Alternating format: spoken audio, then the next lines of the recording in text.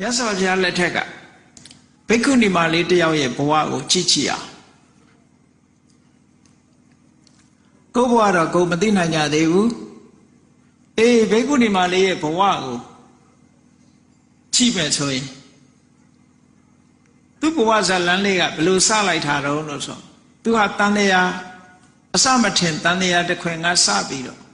Tu have Tatawa to Wood in a Kabama Logama Porton Larave Todo Tubuago Sabido Tishiade a chain ha and a Tatakua Emadama don't know say a gone bo Yasaviada King Goramiaga Rasa Jumuma Will you and John Yima drain down there? And a Baima Tonga and I Rasa Jumure song and joy. You are at Walusin, what did Jetty drummer bo? The Hado, Edima song and joy come, song and lama. One matacongo. Payasi got Chatora, Yasavia, mean light. Eddie Wemago, cheap beetle. Wema mean light handed, Yasavia. Do what do Tira Mawudi, Wema Leo, Chilaita, Chilai be there, Kajaro. Bobby knew another day, Penny. Payasura, good DJ, Chachin with Alo Yare. Sway that diga, Madame Teddy. One mark of me light on it, T. Wemaga, Payala, Roluswa, Couchit, Chachin. Chile de Kajaro. That's of Yaya, Dinyanema, Madame two charred, do ye boapshes in here, the Dani Pola. Tajamolo. One Mali, me light de Kama, yes of Ya, Pio me. Tu ye boas pins in you, Chile of Piona, Powasura. The Kuna de Kumadu to charger Bawadia. Emadama Chausia la Gaune, Sapia Sea la Gaune. Eddie Wema Liboa, Wemago, Miembiro, Yasofia, Pionaido, Shanana made a Sevia. Pajam Piona don't Pialo Soro. Didiama Yasofia, Pionasa, Piaga Sia, Toanida, Shanana Nagalita. Pia Piona below Dido, no Senza Mija lady. Yasofia Sura, Madame Pionge. Pion be solution, Yasofia, Tuarori, Serori Sura, Madame Pui Sotni, Pew Puida. Pion like Lu, Tuaviali, Polite and wing and a leck and a pitbara, no? Wing and a leck and a pitbara. Now got like the Shananaga, Eddie, wing and a leck and a pitbara. Mien Lido, Yasofia Piones or Delight. Sevia Bajon Piona, Suro, Anana, Wemali, Mien like Lala, so Mien like Barafia. Eddie Wema Hare Kakutanda, Yasofia Lete Kakaladoga. Uha Chama later come pick it. What do Jetu need it now? He Onama don't need a county. I don't. To a Chama lives at the chamber. Yahandori Sonsare Saya and Nibo. Sonsare Surediama. A cooking at Drelurum Yao. Yahandori got Doya Jom Madrendo Yarasuro. Murema Sonka Bilusi. The Sonny Henry, the video, Doreti on Doya Messi, don't wait it. Erajamodo, Sonkan Bilusi. Edidonga Muredo, Mu Pianwaro, Sia Lady South Harashide, good Lujan Nebogoria. She only did Harashide. Yanoria, Sonkan Bilusin, go Salo Bison, Elusia Mu, Dobido, Sumpombeja. Eri Sumpombe Kurodamaga, Nation, Ediba, Sumpome, Peter Kaja. Kamatan Tambo Cleary, Yutan at Juvare. We patana Kamatan and Patabido. Kamatan Tambo lady, now we got Chipway lady, shut up. Eddie Sonsare Zea Nama, just needed it. Chamadaganga, Yahanyote at Tanlego to Char. Chare Kama, to say Tema, a council John Joe Namalevi Meadow. တတ္တဝါဆိုတာလည်းပဲနားမလဲပေမဲ့လို့စိတ်ထဲမှာကျင်နူးမှုဆိုတာဖြစ်တတ်တယ်ပေါ့တရားသံကိုကြားပြီးတော့စိတ်ထဲကကျင်နူးမိတယ်သူကအဲ့ဒါလို့ကျင်နူးနေတဲ့အချိန်မှာသူ့ဘဝဘလောက်ကန်ဆိုးလို့ဆိုကောင်းကင်ကနေပြီးတော့သိန်းငှက်တကောင်ကနေထိုးဆင်းလာပြီးတော့သူ့ကိုတုတ်ချပြီးတော့သွားတယ်အဲ့ဒါနဲ့ဒီကြက်မတကောင်ဟာသေဆုံးသွားရပြန်တယ်ပေါ့နော်ကောင်းတဲ့အာယုံလေးနဲ့သေသွားတာအဲ့ဒါလို့သေသွားတဲ့အခါမှာသူဘယ်သွားဖြစ်တုံးလို့ဆိုတရားသံလေးကိုကြားပြီးတော့သေသည့်အတွက်ကြောင့်မင်းသမီးဘဝလူဘဝရောက်သွားပြီးတော့ဥပ္ပရိဆိုတဲ့မင်းသမီးလေးသွားဖြစ်တယ်အဲ့ဒီမင်းသမီးဘဝမှာသူကတံဝေကတွေရပြီးတော့ပရပိုက်မှာပေါ့ဝတ်ပြီးတဲ့အခါမှာသူအိမ်သာတက်ရင်ကနေပြီးတော့ရှေးတုန်းကအိမ်သာခုခေတ်ကလူတွေတော့တွိုင်းလက်ဆိုရေခံထားတော့ဘာမှမမြင်အောင်ဘုံဘုံတို့ငယ်တုန်းကတော့အဲ့ဒီလိုအိမ်သာတွေတက်ခဲ့ရဘူးလေပေါ့အဲ့လိုအိမ်သာမျိုးတွေတက်ခဲ့ရလို့ရှိရင်အိုးမစင်တုံးဘုတ်ခနဲ့ကြားသွားရင်အောက်ကလောက်တွေကစားကြတာဝိုင်းပြီးတော့အဲ့ဒီမြင်ခွင်းကိုခုခေတ်လူတွေမြင်ဘူးချင်မှမြင်ဘူးပါဘုန်းကြီးတို့ငယ်ငယ်တုန်းကတော့ခဏခဏမြင်ရတယ်အဲ့ဒီမြင်ခွင်းကလူရဲ့မစင်တုံးကြားလိုက်လို့ရှိရင်အောက်ကကောင်တွေကရွာနဲ့အကုန်လုံးခဏလေးတွေပဲပျောက်သွားတာအဲ့ဒါဟာကြီးမားတဲ့အခွင့်အရေးကြီးတစ်ခုခုခေတ်လူတွေလက်လွတ်ဆုံးရှုံးနေကြတယ်အဲ့ဒီဥပ္ပရိဆိုတဲ့မင်းသမီးလေးဟာပရပိုက်မှာဝတ်ပြီးတော့အိမ်သာတက်ရင်ကနေပြီးတော့မစင်တုံးကိုပိုးကောင်တွေစားတောက်တာကိုချီပြီးတော့ပုလူဝကတင်ညာလို့ဆိုတယ်အတုပကမ္မထန်တစ်ခုသူပွားရမြမရာဆိုရင်မှလည်းရှိတယ်လေမြမရာဆိုရင်မှလူတော်ကတငယ်ချင်းထမရဲ့တူကဘယင်းရဲ့အမတ်ကြီးဖြစ်တယ်တူကတော့ဘုန်းကြီးဝတ်သွားတယ်အဲ့ဒီအမတ်ကတငယ်ချင်းဘုန်းကြီးဝတ်တဲ့ကိုရောစီရောက်တဲ့အခါကျပြောအရှင်ဘုရားလည်းတပည့်တော်လို့လူဘဝနေရင်တော့အမတ်တော်ဖြစ်မှာပဲလို့ဆိုတော့အဲ့ဒီဆရာတော်ကြီးကပြောတော့နင့်အမတ်စီးစိမ်လောက်တော့ငါကအိမ်သာတစ်ခါတက်လောက်ရတဲ့ကုသိုလ်လောက်တန်ဖိုးမထားဘူးလို့ပြောတယ်နော်အိမ်သာတစ်ခါတက်လို့ရတဲ့ကုသိုလ်လောက်တန်ဖိုးမထားဘူးတဲ့နင့်အမတ်စီးစိမ်လောက်ကတော့ဆိုတာအိမ်သာတစ်ခါတက်ပြီဆိုလို့ရှိရင် तू ကအတုပတင်ညာခန္ဓာကိုယ်ရဲ့ဒီအညစ်အကြေးတွေကိုဆင်ញင်စဉ်းစားမိတာတို့ပိုးကောင်တွေမြင်တဲ့အခါကျလို့ရှိရင်ပုလူဝကတင်ညာခန္ဓာကိုယ်ကြီးတစ်ခုလုံးဟာလည်းပဲနောက်ဆုံးကြလို့ရှိရင်တည်သွားတဲ့အခါမှာပိုးကောင်တွေစားတော့ပြီးခုလိုဖြစ်မှာပဲလို့ဆိုတဲ့အတုကအမှတ်တင်ညာပွားများအထောက်တာဆိုလိုတာပေါ့ကမ္မထန်တစ်ခုကမ္မထန်အာယုံတစ်ခုပဲအဲ့ဒီကမ္မထအာယုံကိုပွားများအထောက်လို့သူပထမဇန်ရသွားတယ်ကမ္မထကျင့်စဉ်နဲ့ပထမဇန်ရရှင်စရာကောင်းတဲ့ကမ္မထဖြစ်သည့်အတွက်ကြောင့်အတွေးမပါပဲနဲ့ဒီကမ္မထဒီတမာရီကမရတည်နိုင်ဘူးဒါကြောင့်မို့ဝိတက်နဲ့အမြဲတမ်းရှင်တွဲနေရပထမဇန်တဲ့ပို့ပြီးတော့တက်လို့မရဘူးတဲ့ဒါကြောင့်မို့အဘိဓမ္မာသင်မှုတဲ့ပုဂ္ဂိုလ်တွေသိလိုက်ပဲအတုပကမ္မထပွားလို့ရှိရင်ပထမဇန်ပဲရတယ်ဆိုတာဘာဖြစ်လို့လဲဆိုရင်ဝိတက်ဆိုတဲ့အတွေးလေးပါမှသူကအမတမဆက်ဆုပ်စရာကောင်းတဲ့အာယုံပေါ်မှာစိတ်ကလေးကယက်တည်နိုင်တယ်ပေါ့ပထမဇန်ရတဲ့အခါမှာတစ်သလုံးစံချမ်းသာခံစားပြီးတော့နောက်ဆုံးတည်တဲ့အခါကျတော့ဘယ်ရောက်သွားတော့ဆိုပြမပြေမှာရောက်သွားတယ်သူဒီချက်ဘဝကနေမင်းသမီးဘဝမှာဇန်ရပြီးတော့ပြမပြေပါဖြစ်သွားတယ်ဟောပြမပြေရောက်သွားတယ်အဲ့ဒီပြမပြေရောက်ပြီးတဲ့အခါမှာပြမပြေကတက်တန်းကုံလို့တန်တရားတဲ့သူပြန်ရောက်လာပြန်လူဘဝပြန်ရောက်လာတယ်လူဘဝပြန်ရောက်လာပြီးတော့အခုရာဇဂိုပြေလာပြီးတော့လမ်းဘေးမှာဝက်မလေးပြန်ဖြစ်နေပြန်ကြည့်လိုက်မယ်ဆိုလို့ရှိရင်သူ့ကိုစတွေးတာ ကကုသနာမြတ်စွာဘုရားလက်ထက်တုန်းကအဲ့ဒီမတိုင်ခင်ကလူပေါ့လူဘဝနေပြီးတော့ကျမဘဝကနေပြီးတော့မင်းသမီးဘဝပထမဇန်ရတဲ့အခါပြမဖြစ်ပြမသေးတဲ့အခါကျတော့တက်တန်းကုန်တဲ့အခါကျတော့ဈာထဲမှာဘဝတစ်ခုဖြစ်ပြီးတဲ့အခါမှာ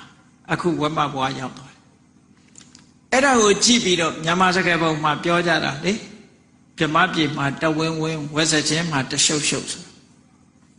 ပြမဖြစ်တုန်းကတော့ကိန်းကြီးခန်းကြီးနဲ့နော်တင်းတော့တင်းတယ်ဝက်ဖြစ်တော့လဲလူတကာစွန့်ထားတဲ့မစင်နေလိုက်စားနေတဲ့အဆင့်ရောက်သွားတာဟောအဲ့တော့ကိုယ့်ကိုယ်ဘာမှအထင်ကြီးစရာမရှိဘူးဘဝတဏှာရှိနေလို့ရှိရင်ဒီအခြေအနေမျိုးကအလွယ်လေးရောက်သွားမှာပဲနော်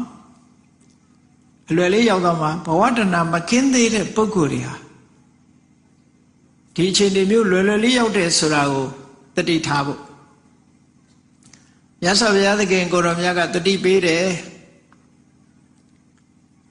ကိုယ်မျက်စိအောက်မှာမြင်ကွင်းတွေဟာအမျိုးမျိုးရှိကောင်းတာမြင်မြင်ဆိုးတာမြင်မြင်ကောင်းတာမြင်လို့ရှင်လဲတို့ဒီဘဝမျိုးတွေကြုံခဲ့လာနေပြီအဆိုးတွေမြင်လို့ရှင်လဲတို့ဒီဘဝမျိုးတွေရောက်ခဲ့လာနေပြီလို့အဲ့လိုသာနှလုံးသွင်းပါတဲ့နော်စက်တွေကျိုးနဲ့ခြီးပြီးတော့စုခြီးပြီးတော့မော်တော်ဆိုင်ကနောက်ကဆွဲသွားတာတို့စပိတ်နောက်ကတင်သွားတာတို့တွေ့ရင်တို့လည်းဒီလိုဆွဲခံခဲ့ရတဲ့ဘဝတွေအများကြီးပဲလို့လားအောင်းမေးပြီတော့ဝက်တွေကျုံနဲ့တုပ်ပြီးတော့ခေါ်သွားတဲ့အခါမှာတို့လည်းဒီလိုဘဝမျိုးရုပ်ခိုင်းလာလေပြီလို့ဒီလိုအောင်းမေးပါတဲ့အယုံဆိုးကြီးတန်တဲ့လူတွေ့လို့ရှင်တယ်ဟောငါလည်းသူ့လိုဖြစ်ခဲ့ဘူးလားလေပြီချောမောလှပတဲ့လူတွေ့ရင်လည်းငါလည်းဒီလိုချောခဲ့တာပဲလို့အဲ့ဒါဘဝတန်တရားဆိုတာဒီလိုပဲမြတ်စွာဘုရားကတန်တရားကြီးဆိုတာညီငွေဖို့ကောင်းတယ်လို့မခံစားဘူးတာဆိုအမတမရှားနေပြီပေါ့သို့တော့ဘဝတဏှာဆိုတာ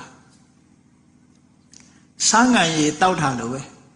တောက်ပြီးရင်တောက်ချင်းရင်တောက်ပြီးရင်တောက်ချင်းရင်အငတ်မပြေဘူးပေါ့ဒါကြောင့်မလို့အခုဒီအမျိုးသမီးလေးရဲ့ဘဝကိုပဲကြည့်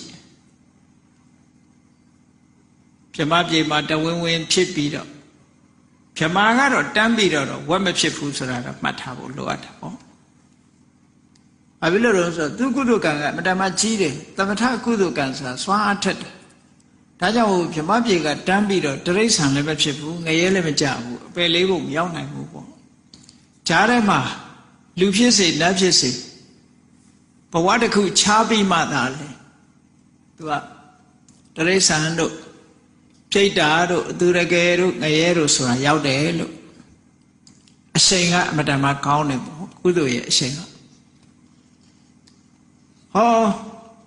အဲ့ဒီလိုဝမ်းမလေးဖြစ်တဲ့အချိန်ကြတော့မြတ်စွာဘုရားကအာနန္ဒကြည်စံဒီဝမ်းမလေးဟာဟောဘဝတွေလှမ်းပြီးတော့ကြည့်လိုက်မယ်ဆိုရင်သူဟာဗြဟ္မပြေကရောက်ခဲ့ဘူးတဲ့အရာဖြစ်တယ်ပေါ့ရောက်ခဲ့ဘူးသူဖြစ်တယ်လို့ဆိုပြီးတော့မြတ်စွာဘုရားခုနတရားကိုဟောတာဘဝတဏှာရှိနေသေးလို့ရှင်နှိမ့်တုံမြင့်တုံတန်တရားကြီးထဲမှာဒီလိုပဲကျင့်လည်ကြရမှာပဲဗြဟ္မာဖြစ်လိုက်အောက်တန်းကြားလိုက်တရိษံဖြစ်လိုက်ငရဲရောက်လိုက်နဲ့တန်တရားထဲမှာစုံကြီးဆန်းကြီးအတိမကျဒီလိုပဲခံစားနေကြရမှာလို့မြတ်စွာဘုရားဒီလိုဟောတာအဲ့တော့ဒီဝက်မလေးဟာနောက်ကြတဲ့အခါသူ့ဘဝဇလန်းလေးတွေကိုနောက်ဆုံးမှသူကိုယ်တိုင်ပြန်ပြီးတော့ထုတ်ဖော်တဲ့အဆင့်ရောက်လာတန်တရားကိုဒီလိုလဲသွားပြီးတော့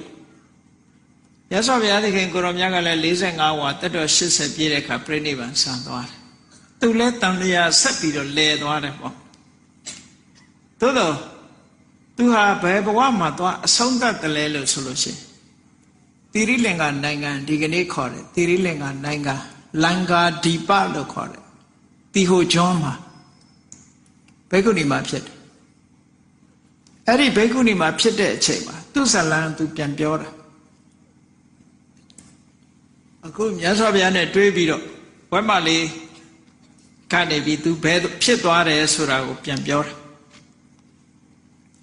အဲ့ဒီဝက်မလေးကဘယ်လိုသေးတယ်ဆိုတာတော့မှတ်တမ်းမရှိဘူးသို့တော့ဖြစ်ဖို့ရများတာတော့ဒီဝက်မကတော့ဟင်းအိုးတဲ့ရောက်တာလည်းဖြစ်ကောင်းဖြစ်လိမ့်နော်များတယ်ပေါ့ဟင်းအိုးတဲ့ရောက်ဖို့အဲ့ဒီဝက်မဘဝကသေဆုံးသွားတဲ့အခါသူဘယ်မှာသွားဖြစ်တုံးဆိုကံရဲ့အရှိန်ပဲနော်ဒါတွေကဘဝတဏရဲ့ဥဆောင်မှုကံရဲ့အရှိန်သူလုပ်ခဲ့တဲ့ကုသိုလ်ကံအကုသိုလ်ကံတွေရဲ့ယထာကမ္မံကတော်လို့ဆိုတဲ့အတိုင်းကံအားလျော်ဆိုတာလူတွေဟာသွားလာနေကြတန်တရားထဲမှာလဲနေကြသူဘယ်ရောက်တုံးဆိုသူ့နာဘူမိဆိုတဲ့အရမှာအဲ့ဒီသူ့နာဘူမိနိုင်ငံကမင်းသမီးသွားဖြစ်ပြန်တယ်ချိဝက်မကအဲ့ဒီရောက်တော့ပြန်ပြီနော်ဝက်ဖြစ်တုံးကတော့အဲ့ဒါမစင်တုံးနေစားတယ်အခုတခါမင်းသမီးဖြစ်တော့စိန်တွဲလဲနဲ့ပေါ့နော်စိန်တွဲလဲရွှေတွဲလဲနဲ့နေပြန်ပြီနန်းတော်ဝရောက်သွားပြန်ပြီတန်တရားထဲမှာအဲ့ဒါလိုပဲသူ့နာဘုံမိဆိုတာဘယ်မှာလဲလို့ပြောလို့ရှိရင်ဓမ္မလူမျိုးတွေကတော့သူ့နာဘုံမိဆိုတာတထုံပဲလို့ဒီလိုယူဆဒီနာတချို့ပုဂ္ဂိုလ်တွေအိန္ဒိယဒီထိုင်းတို့ဘာတော့ကလည်းသူ့နာဘုံမိဆိုတာသူတို့နိုင်ငံအခုကြားဖို့ကြလိမ့်မယ်သူ့နာဘုံမိဆိုရယ်လေစိတ်ကြီးတည်ထားတာလေအဲ့တော့သူ့နာဘုံမိဆိုတာဘယ်နေရာလဲလို့ location သတ်မှတ်ပြီးတော့ပြောမယ်ဆိုလို့ရှိရင်တော့အမျိုးမျိုးပြောပြီးတော့နေကြတယ်ပေါ့သို့တော်လည်းအိန္ဒိယနိုင်ငံရဲ့အရှေ့ဘက်မှာရှိတဲ့မြန်မာတို့ထိုင်းတို့ဒီနားတဝိုက်ဟာသူ့နာဘုံမိဖြစ်နိုင်ဖြစ်တာတော့သေချာဘာလို့လဲဆိုတော့အိန္ဒိယနိုင်ငံဩရိတပြည်နယ်ကနေရှစ်တဲ့တဲ့ကိုကြည့်လိုက်လို့ရှိရင်ဒီမော်လမြိုင်တို့ဘာတို့နေရာမှာတွားကြဒါကြောင့်မလို့ဘုန်းကြီးတို့ပြည်ဆိုင်ရာထေရဝါဒဘုရားသာသနာပြုတက္ကသိုလ်မှာရှင်သောနာတို့ရှင်ဥဒ္ဒရတို့သာသနာပြုရောက်တဲ့သူ့အနာဘုံမိဘယ်မှာလဲဆိုတာနဲ့ပတ်သက်ပြီးတော့သူတေသနာကြံပြုခိုင်းထားတာရှိတယ်ကြံပြုခိုင်းထားတယ်သူ့အနာဘုံမိကဒီအရှေ့တောင်အာရှကနိုင်ငံတွေထဲမှာထိုင်းကလည်းသူ့အနာဘုံမိဟာသူ့နယ်မြေထဲမှာရှိတယ်ပေါ့ဗမာလည်းသူ့အနာဘုံမိဟာတထုံပဲလို့ဆိုတာဘယ်ဟာကပို့ပြီးတော့အသိယုတ်တိရှိတယ်သမိုင်းထောက်ထားတယ်ဘယ်ဟာရှိတယ်ဆိုတာကိုအဲ့ research ဒီသူတေသနာစာအုပ်ထွက်လာရင်တော့အတိအကျသိရမှာပဲဒါအဲ့ဒီသူ့အနာဘုံမိမှာလာပြီးတော့သူကမင်းသမီးဖြစ်ပြန်တယ်အဲ့ဒီမင်းသမီးဘဝကတည်တဲ့အခါဘယ်ရောက်သွားပြန်တော့ဆိုအိန္ဒိယပြန်ရောက်သွားပြန်တယ်ဗာရဏသီကိုပြန်ရောက်သွားပြန်ဟောဗာရဏသီကဟိုရှိတုန်းကလည်းဗာရဏသီပဲအခုလည်းဗာရဏသီပဲအဲ့ဒီဗာရဏသီကိုပြန်ရောက်သွားပြီးတော့လူဖြစ်ဗာရဏသီကနေဘယ်ရောက်သွားပြန်တော့ဆိုသုပ္ပါရကဆိုသင်္မောစိတ်ရွာသင်္မောစိတ်နားမှာရှိတယ်မြို့လေးကိုရောက်သွားအဲ့ဒီသုပ္ပါရကသင်္မောစိတ်ကမြင်းကုံတီရဲ့အိမ်မှာသမီးသွားဖြစ်တယ်ပေါ့အဲ့ဒီကတည်တဲ့အခါကျတော့သူဘယ်ရောက်သွားပြန်တော့ဆိုကာဝီရဆိုတဲ့စိတ်ကဒါအိန္ဒိယနိုင်ငံကစိတ်ကမ်းနေပဲကာဝီရဆိုတဲ့စိတ်ကမ်းရောလှေတကြီးရဲ့သမီးသွားဖြစ်ပြန်ဟောသူ့ဘဝဇာလန်းနေဒါတော့လူဘဝတွေကြီးပဲသူဆက်ဖြစ်နေအဲ့ဒီကနေပြီးတော့တည်သွားတဲ့အခါဘယ်ရောက်သွားပြန်တော့ဆိုခုနကလင်္ကာတိပတီဟိုချောင်းမှာအနုရာဓပူရမြို့ဆိုတာရှိတယ်အဲ့ဒီအနုရာဓပူရမြို့မင်းဆိုးရာစာအိမ်မှာသွားပြီးတော့သမီးဖြစ်ပြန်အဲ့ဒီကတည်တဲ့အခါကျတော့တီဟိုချောင်းမှာပဲသူဆက်ဖြစ်ပြန်တယ်အနုရာဓပူရမြို့ရဲ့တောင်ထဲမှာတောင်အရပ်ဘက်မှာရှိတယ်ဘောက်ကန္တဆိုတဲ့ရွာကြီးတစ်ရွာမှာရှိတယ်အဲ့ဒီဘောက်ကန္တရွာကသူမနာဆိုတဲ့တကြွယ်တယောက်ရဲ့အိမ်မှာသွားပြီးတော့သမီးသွားဖြစ်တယ်သူ့ကိုလည်းပဲမေသူမနာလို့ပဲခေါ်တယ်နော်ဗမာပြည်မှာမေသူမနာဆိုတာဇာလန်းတွေထုတ်ပြီးတော့ ဆိုကြငိုကြတဲ့မေတုပနာလားတော့မသိဘူးပေါ့နော်အဲ့ဒီမှာဘောဂန္တရွာကသူမနာဆိုတဲ့သူတို့သမီးသွားဖြစ်တော့အဲ့ဒီရွာကဘောဂန္တရွာကြီးရွာရှိတဲ့အခါမှာသူ့ဖေကဘယ်ကိုပြောင်းသွားတော့ဆိုဒီကဝါပိတိုင်းနော်မဟာမုနိဆိုတဲ့ရွာကိုပြောင်းပြီးတော့နေတယ်အဲမဟာမုနိရွာကိုပြောင်းပြီးတော့နေတဲ့အခါကျတော့ဒုဋ္ဌဂမဏိမင်းကြီးရဲ့အမတ်ဒုဋ္ဌဂမဏိတို့ဘာလို့ဆိုတာကတီဟိုနိုင်ငံကနာမည်ကျော်တဲ့ဒီဗုဒ္ဓသာသနာကိုပြန်ပြီးတော့တီဟိုနိုင်ငံမှာစီပင်အောင်လုပ်ခဲ့တဲ့ဘုရင်ကြီးပေါ့အဲ့ဒီဒုဋ္ဌဂမဏိအမတ်ကြီးရဲ့အတိမ်ပရဆိုတဲ့အမတ်ကြီးနဲ့တွေ့ပြီးတော့အမတ်ကြီးကသူ့ကိုလက်ထပ်ယူတယ်သူမနာဆိုတဲ့တထေသမီးတကြွသမီးကိုလက်ထပ်ယူပြီးတော့သူမဟာပုံနာရွာကိုသွားပြီးတော့နေကြထိုင်ကြတယ်အမတ်ကြော်ဖြစ်သွားတယ်ပေါ့နော်အမတ်ကြီးကြော်ဖြစ်သွားပြီးတဲ့အခါမှာကောတိပပ္ပတဆိုတဲ့ဒေသမှာရှိတဲ့ကျောင်းတိုက်ကြီးတစ်ခုအခုသီယိုနိုင်ငံမှာဒီနေရာတွေကဂရိတ်အောင်ရှိသေးတယ်သီယိုကျွန်းမှာအခုစာပေမှာမှတ်တမ်းတင်ထားတဲ့နေရာတွေပုရဏရာဇမဟာဝိဟာရဆိုတဲ့နေရာတွေတော်တော်များများသီဟိုကဂရိတ်ထိရှိတယ်ပေါ့အထက်ကရာတွေကဝတ္ထုဇတ်လန်းတွေဟာတော်တော်များများရှိတယ်ဥထေးလိုင်တို့ရေးထားတဲ့သီဟိုစံတော်ဝင်အရိယာများပုဂ္ဂိုလ်တွေတဲ့ဒီထဲမှာတော်တော်များများအထက်ကရာရဲ့မှတ်တမ်းတွေကိုရေးသွားတာရှိတယ်ပေါ့မြန်မာလိုရေးထားတာတွေရှိတယ်အဲ့ဒီမှာမဟာပုံနာရွာရောက်တော့ကောတိပပ္ပတဆိုတဲ့ရွာနာကမဟာဝိဟာရဆိုတဲ့ကျောင်းတိုက်ကြီးမှာဒီဘာဖြစ်တယ်လို့ဆိုအဲ့ဒီကျောင်းတိုက်ကြီးမှာသတင်းသုံးနေထိုင်တဲ့မဟာအနုရုဒ္ဓဆိုတဲ့မထေရအဲ့ဒီရွာထဲမှာဆွမ်းခံတဲ့အခါကျတော့အဲ့ဒီအမတ်ကတော်သူ့မနာကိုတွေ့တဲ့အခါကျတော့အဲ့ဒီမထေရကြီးကလည်းအဘိညာဉ်ရတဲ့ပုဂ္ဂိုလ်ဆိုတော့ဒီအမတ်ကတော်ဘယ်လာတာတော့လို့သူကြည့်လိုက်တဲ့အခါကျတော့ဝတ်မဘဝထီအောင်သူကတွေ့သွားတဲ့အခါကျတော့ခြိစမ်းကိုတော်တို့တဲ့ဝတ်မလေးကဒီလာပြီးအမတ်ကတော်ဖြစ်နေပြန်ပြီပေါ့အဲ့လိုပြောလိုက်တာကိုတော်တို့ခြိစမ်းမှာအံ့ဩစရာကောင်းလိုက်တာရာဇဂိုကဝတ်မလေးကဒီလာပြီးတော့အမတ်ကတော်ကြီးဖြစ်နေပြန်ပြီကဲဘုန်းကြီးတို့ရဲ့ဘဝတွေလည်းပဲဒီလိုနေမှာပဲနော်ဒီလိုပဲနေမှာပဲကိုယ့်ကိုသိထင်ကြည့်လို့မရဘူးနော်ဟောကြည့်ဝတ်မကကြည်စမ်းအမတ်ကတော်ကြီးလာလုံနေပြန်ပြီနဲ့ဆိုပြီးတော့ပြောတာကိုသူကြားသွားတဲ့အခါကျတော့အဲ့ဒီကြားတဲ့စကားကိုသူစိတ်ထဲမှာထိတ်ခနဲ့ဖြစ်သွားပြီးတော့သူ့ရဲ့ဘဝဇလန်းတွေဟာပြန်ပြီးတော့မှတ်ရလာတယ်ဇာတိတ္တရဉာဏ်လို့ခေါ်တယ်အဘိညာဉ်ရလို့သိတာကတစ်မျိုးဇာတိတ္တရဉာဏ်ရလို့သိတာကတစ်မျိုးဘဝကိုမှတ်မိတဲ့အသိဉာဏ်တစ်ခုကပေါ်လာတတ်တယ်ပေါ့ဘဝကိုပြန်ပြီးတော့မှတ်မိတတ်တယ်ဘုန်းကြီးတို့ကျောင်းမှာဥစဉ်တစ်ပါးအခုကနေ့ထိရှိတယ်ပေါ့အဲ့ဒီဥစဉ်မှာခေါင်းမှာအနေရွတ်တွေတွေ့တော့ဘုန်းကြီးကမေးတယ်မင်းခေါင်းကအနေရွတ်တွေကဘယ်သူကရိုက်သွားတော့လို့ဆိုမွေးရပါတဲ့ဟာဘယ်လိုလုပ်တာတော့ဘယ်လိုမွေးရပါတာတော့လို့ဆိုဟိုဘွားတုန်းကသူကတန်ဃာဖြစ်ခဲ့တယ်တန်ဃာထဲမှာနေတာညကြတော့ဓမြလာတိုက်ပြီးသူ့ခေါင်းရိုက်ပြီးတတ်သွားတာအဲ့ဒီအနေရွတ်တွေကဒီဘွားထီအောင်လာနေဒါသူမှတ်မိတာပြောတာနော်ကိုရင်တစ်ပါးကတော့သူကသုံးဘွားမှတ်မိတယ်တဲ့သူလူဘွားတော့ကတဲ့ငှက်ကလေးတွေကိုလိုက်တတ်တယ်မုတ်ဆိုးဖြစ်တယ်တည်တဲ့ခါကျသူငယ်ရဲ့ရောက်သွားတယ်ငယ်ရောက်တဲ့အခါကျတော့ခွေးနဲ့ကြီးတွေကလိုက်တော့လက်ပတ်မြင်ပေါ်တက်ပြေတော့လက်ပတ်စူးကြီးတွေကသူ့စူးတာတဲ့အဲ့ဒါတွေကိုသူပြောပြနောက်ဆုံးအဲ့ဒီငရဲဘဝလွတ်တဲ့အခါကျတော့အခုလူလာဖြစ်ပြီးတော့ကိုရင်ဝတ်နေတယ်အဲ့ဒါလို့မှတ်မိတဲ့ပုဂ္ဂိုလ်တွေလည်းရှိတာပဲတန်တရားထဲမှာမှတ်မိတဲ့ပုဂ္ဂိုလ်တွေရှိတယ်အဲ့ဒါလို့ဇာတိတ္တရဉာဏ်ရတယ်သူကဝက်မကကြည်စမ်းအံ့ဩစရာကောင်းတာအမတ်ကတော်ကြီးလာဖြစ်တယ်ဆိုတဲ့သတင်းကိုကြားလိုက်တဲ့အခါကျတော့သူ့ဘဝတွေဟာသူတန်းစီပြီးတော့ပေါ်လာတော့သူတန်ဝေကဖြစ်တော့အမတ်ကြီးကိုသွားပြီးတော့ခွင့်တောင်းပြီးတော့ ဘိက္ခုနီမလောက်တဲ့ပေါ့အဲ့ဒီဘိက္ခုနီမဘဝမှာတရားကျင့်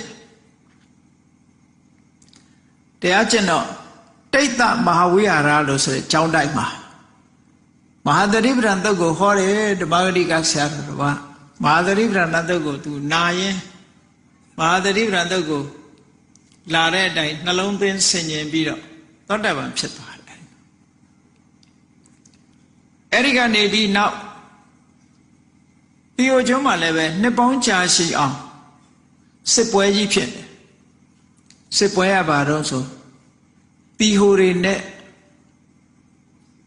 ဓမိလဆိုတဲ့ခြေကလားတွေခုခေတ်ဆိုဓမိလဆိုတာတမီပေါ့နော်တမီနဲ့တီဟိုတွေနဲ့တိုက်ပွဲဟာအမတ္တမရှိကြခဲ့တယ်ဒုဋ္ဌဂါမဏိမင်းတို့အခုမျက်မှောက်ခက်မှာလည်းပဲတော့ရှိကြတယ်ဘုန်းကြီးတို့တီဟိုကျွန်းရောက်သွားတာ1989ခုနှစ်ရောက်သွားတယ်1989နှစ်ရောက်တော့1982နှစ်ကစပြီးတော့တီဟိုနဲ့တမီလူမျိုးတွေပဋိပက္ခဖြစ်ဘုန်းကြီးတို့ရောက်သွားတဲ့အချိန်ဟာအဆိုးဆုံးအချိန်ဖြစ်တယ်နေ့စဉ်နဲ့များဘုံခွဲတာတွေရောနော်တိုက်ပွဲတွေရောလူတတ်တာတွေရောအဗဓမ္မဆိုးဝါးတဲ့အချိန်တိုင်းအဲ့ဒီရောက်သွားတယ်အားလုံးသတင်းစာဖတ်တဲ့ပုဂ္ဂိုလ်တွေတွေ့ကြလိမ့်မယ်မကြခင်ကမှတီဟိုကဒီတမီနဲ့တီဟိုစစ်ပွဲဟာဆုံးသက်သွားတာနှစ်ပေါင်းအစိတ်လောက်ထိအောင်တိုက်ပွဲတွေကြီးကျယ်ဖြစ်ခဲ့တာပြည်တွင်းစစ်ပေါ့နော်အဲ့ဒါလိုဖြစ်ခဲ့တာအခုတော့ငြိမ်းချမ်းရေးရသွားပြီလို့ပြောမယ်သို့တော့ငြိမ်းချမ်းရေးရသွားတာတစ်ဖက်ကရှုံးလို့ငြိမ်းချမ်းရေးရတာထာဝရငြိမ်းချမ်းရေးတော့မဟုတ်နိုင်သေးဘူးနော်အားရှိလာရင်ပြန်ထအောင်ပါပဲအဲ့တော့အဲ့ဒီမှာပါဠိစာပေမှာဓမိလလို့ခေါ်တယ်အိန္ဒိယတောင်ပိုင်းမှာရှိတဲ့ပြည်နယ်ကြီးတစ်ခုကတမီနာဒူးလို့ခေါ်တယ်တမီနာဒူးပြည်နယ်ကလူမျိုးတွေကိုဓမိလလို့ခေါ်တယ်ရှေ့တုန်းကစောလတိုင်းလို့လည်းရေးတယ်သူတို့အတန်တွေနဲ့ကြတော့ကြောလပေါ့စောလတိုင်းအဲ့ဒီဓမိလလူမျိုးတွေစစ်ပွဲကြီးပြီးဆုံးတဲ့အခါမှာအဲ့ဒီဘိက္ခုနီမလေးဟာသူ့ဇာတိဖြစ်တဲ့ဘောဂန္တရွာကိုပြန်ပြီးတော့နေထိုင်တာအဲ့ဒီမှာနေရင်းနဲ့ကံလမဟာဝိဟာရလို့ခေါ်တဲ့ကျောင်းတိုက်ကြီးမှာတရားသွားနာ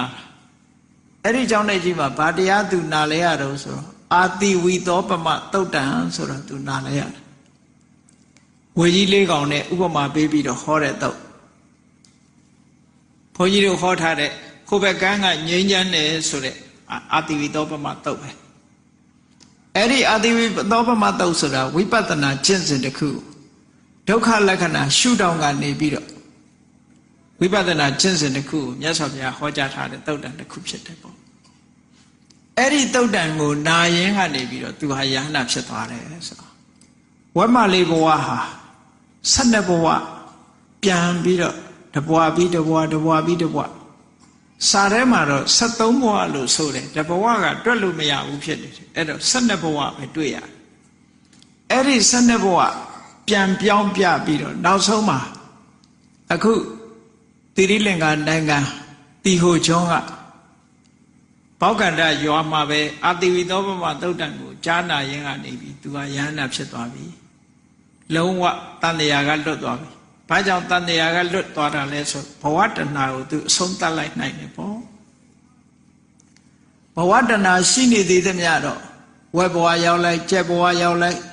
ငရဲရောက်လိုက်လူပြေဖြစ်လိုက်နဲ့တန်တရားထဲမှာဒီလိုလဲနေကြအောင်ပါပဲဒါကြောင့်မို့ဘဝတဏှာနဲ့တန်တရားဆိုတဲ့ဒီတရားကိုကြားနာပြီးရင်တို့တွေတန်တရားလဲနေရတာဟာဘဝတဏှာကြောင့်လဲနေကြရတာဘဝတဏှာကိုမဖယ်ရှားနိုင်သေးသမျှတို့တွေတန်တရားလဲကြရအောင်မှာဖြစ်တယ်အဲ့ဒီဘဝတဏှာဆိုတဲ့တန်တရားထဲမှာပျော်ရွှင်မှုကျေနပ်မှုမျက်စိကမြင်တဲ့အာယုံပေါ်မှာကျေနပ်နေမှုနားကကြားတဲ့အသံပေါ်မှာကျေနပ်တွေ့တာနေမှုနှာခေါင်းနဲ့နမ်းရှူရတဲ့အနတ်လျှာနဲ့လဲရတဲ့အရာသာခန္ဓာကိုယ်ကထိတွေ့ရတဲ့အထိအတွေ့စိတ်ကူးစိတ်တန်းထဲမှာပေါ်လာတဲ့အာယုန်တွေပေါ်မှာတွေ့တာမှုဆိုတဲ့တဏှာတွေအာရမဏနုတယအာယုန်ပေါ်မှာတွေ့တာရတဲ့အနုတယတွေ တဏှာအနုတ္တရတွေရှိနေသေးသမျှဘုန်းကြီးတို့တွေဘဝတန်တရားထဲမှာအခုလိုလဲနေကြရအောင်ပါဒါကြောင့်မို့အဲ့ဒီတဏှာကိုတွေးဖို့ရအတွက်တမ္မာဒိဋ္ဌိဆိုတဲ့ဝိပဿနာဉာဏ်ကိုထူထောင်ကြရမှာဖြစ်တယ်တမ္မာဒိဋ္ဌိဉာဏ်ကိုထူထောင်ပြီးတဲ့အခါကျလို့ရှိရင်တဏှာရဲ့တယုတ်အသင်္တရံတွေကိုမှန်မှန်ကန်ကန်တွေးရှိနားလည်လာပြီးထိုတဏှာကိုဖယ်ရှားပြစ်နိုင်တဲ့ဝိပဿနာဉာဏ်အစဉ်စဉ်တက်လာလို့အောင်မြင်စွာရရှိသွားတဲ့မဉဏ်ဖို့ဉဏ်ကိုရပြီဆိုတဲ့အခါမှာတဏှာဟာနောက်ဆုံးပိတ်မှာအမြစ်ပါပြတ်ပြီးတော့အဆုံးသတ်တော်မှာဖြစ်ပါတယ်တစ်ပင်ကြီးတစ်ပင်ကိုအမြစ်ကိုတူးပစ်လိုက်ရင်ထိုတစ်ပင်ကြီးကဘယ်တော့မှပြန်ပြီးတော့အတက်မထွက်တော့သလိုပဲဘုန်းကြီးတို့ရဲ့ဘဝဟာလည်းပဲဘဝတဏှာဆိုတဲ့အမြစ်ကိုဖယ်ရှားပစ်လိုက်နိုင်လို့ရှင်ဘဝထဲမှာစမ်းကြီးစုံကြီးဆန်းကြီးဆိုတဲ့ဘဝတန်တရားရဲ့ဒုက္ခတွေကိုဖယ်ရှားပစ်နိုင်မှာဖြစ်တယ်လို့ကိုစီသဘောကျပြီးတော့တို့တွေတန်တရားကလွတ်ဖို့အတွက်ဘဝတဏှာကိုဖယ်ရှားကြရမှာပဲလို့ဘဝတဏှာကိုဖယ်ရှားနိုင်အောင်အမှန်မြင်အောင်ဝိပဿနာကျင့်စဉ်တစ်ခုဖြင့်ကျင့်ကြံကြိုးကုပ်အားထုတ်တော်မူနိုင်ကြပါစေကုန်သတည်းသာဓုသာဓုသာဓုကဲမေတ္တာပို့ရအောင်တတ္တဝါများစွာတတ္တဝါများစွာဘေးရန်กว่าဘေးရန်กว่าချမ်းသာကြပါစေချမ်းသာကြပါစေတတ္တဝါများစွာတတ္တဝါများစွာဘေးရန်กว่าဘေးရန်กว่าချမ်းသာကြပါစေချမ်းသာကြပါစေမေတ္တာရေချမ်းမေတ္တာရေချမ်းသုံးငါဖြံသုံးငါဖြံငြိမ်းချမ်းကြပါစေငြိမ်းချမ်းကြပါစေမေတ္တာရေချမ်းမေတ္တာရေချမ်းသုံးငါဖြံသုံးငါဖြံငြိမ်းချမ်းကြပါစေငြိမ်းချမ်းကြပါစေသက်ရှိချမ်းသာသက်ရှိချမ်းသာစိတ်ချမ်းသာစိတ်ချမ်းသာလူရဆန္ဒပြည့်ပါစေလူရဆန္ဒပြည့်ပါစေသက်ရှိချမ်းသာသက်ရှိချမ်းသာစိတ်ချမ်းသာစိတ်ချမ်းသာလူရဆန္ဒပြည့်ပါစေလူရဆန္ဒပြည့်ပါစေဓမ္မောတရံပိဝိတဝါနဝိသာတဗ္ဗေတမုဟတာအာစရမရာတိတိဘာဝနိဗ္ဗာနံယန္တုတာရောဓမ္မောတရံလောဘဒေါသမောဟစိတ်တောင်းကင်းပြောက်ကြည်တရားစေကိုပိဝိတဝါဝန္တာရှင်ပြတောက်ကြရနာကြရကုန်သောကြောင့်ဝိသာတဗ္ဗေပူဇာမျက်နှောကိလေသာစိတ်တောက်ဟုသမျှတို့သည်တမုဟတာပိဉ္ကြဘက်တွင်ရေမတင်တဲ့ကဲ့သို့ကင်းစင်လွင်ပြောင်းပေမရောက်အောင်ပယ်ဖြောင်းအကုန်သည်ဟောတုစင်စစ်မသွေဖြစ်ကြပါစေကုန်သတည်းအာဇရမရံအိုခြင်းလဲกว่าနာခြင်းလဲကင်းသေးခြင်းလဲရှင်ထသောတိတိဘဝကိလေသာဟုပုခသိင်ကင်းကြီးရာအစိဖြစ်ပေထသောနိဗ္ဗာန်နိဗ္ဗာန်ဟုခေါ်ဤပြုတော်သို့သာရောတရားချစ်ခင်စိတ်ကောင်းဝိညာသူတော်စင်များတို့သည်ယန္တုပါရမီအစဉ်စဉ်မြင့်တယ်မြင့်၍မလင့်ပုံသေးဆက်ရောက်တော်မူကြပါစေကုန်တည်းသာ